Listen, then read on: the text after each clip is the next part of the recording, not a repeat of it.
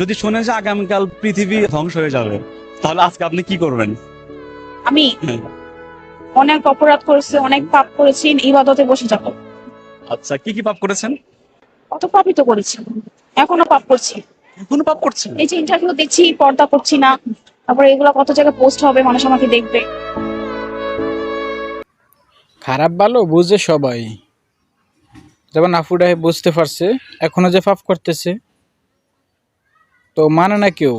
ঠিক আছে, জানি আফুডা বুঝতে পারতো সে পাপ করতেছে, কিন্তু মাথায় কাপড়টা পর্যন্ত দেয় নাই। তাও আবার রোজা রমজানের মাস, ওদের জানে ঠিকই সে পাপ করতেছে, বুঝে সবাই, মানে না কেউ।